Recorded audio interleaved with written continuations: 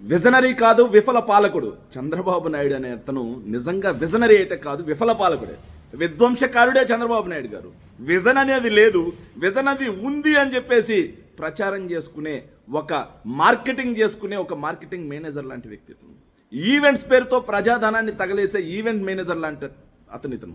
అంతే తప్పిస్తే ఇతను నిజంగా విజనరీ కాదు. ఎందుకంటే ఇతను అధికారంలోకి వచ్చిన తర్వాత మీరు చూడండి, ఒకవైపు స్కూళ్ళు నాశనం అయిపోయాయి, ఇంకోవైపు పేదవాళ్ళకి చదువు కోసం ఉన్నటువంటి ఫీజు రీఎంబర్స్మెంట్ విధానం నాశనం అయిపోయి పిల్లలు చదువుకునే పరిస్థితి లేదు.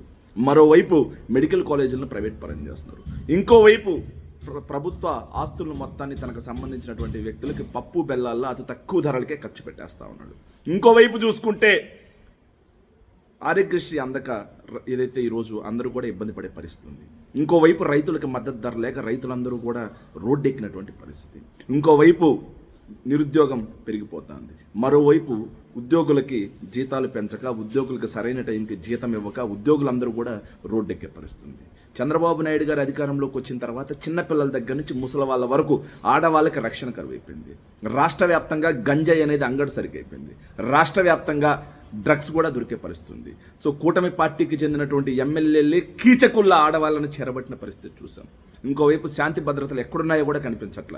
శాంతి భద్రతలు ఎంత దారుణంగా దెబ్బతిన్నాయి రాష్ట్రంలో అంటే, రెడ్ బుక్ అనే ఒక అరాచకం రాజ్యమేలుతుంది తప్పిస్తే భారత రాజ్యాంగం ప్రకారం ఎక్కడ కూడా చట్టం నడవట్ల. ఇంకోవైపు ఏదైనా ఆలయాల్లో తొక్కిసలాట్లు మనం రెగ్యులర్గా చూసాం. డిఎస్సిలో అక్రమాలు చూసాం. సర్వజన ఆసుపత్రుల్లో ఆఖరికి మందులు, సూదులు, సిరంజీలు ఏదైతే దూది కూడా దొరకనటువంటి దుర్మార్గమైనటువంటి పరిస్థితి చూసాం. ఇంకా కల్తీ పాలు, కల్తీ మద్యం ఇవి ఏరులై పారుతూ ఉంది.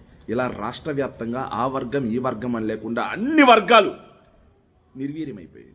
ఆ ప్రాంతం ఈ ప్రాంతం అని లేకుండా అన్ని ప్రాంతాలు ఈరోజు ఇబ్బంది పడుతున్నటువంటి పరిస్థితి చూసాం. ఇక ఆ రంగం ఈ రంగంలో లేకుండా అన్ని రంగాలు విధ్వంసం అయిపోయినటువంటి పరిస్థితి చూసాం. ఇవన్నీ ఇలా ఉంటే సంపద సృష్టిస్తా అని చెప్పేసి రాష్ట్రానికి రావాల్సినటువంటి సంపద ఆవిరైపోతూ ఉంది.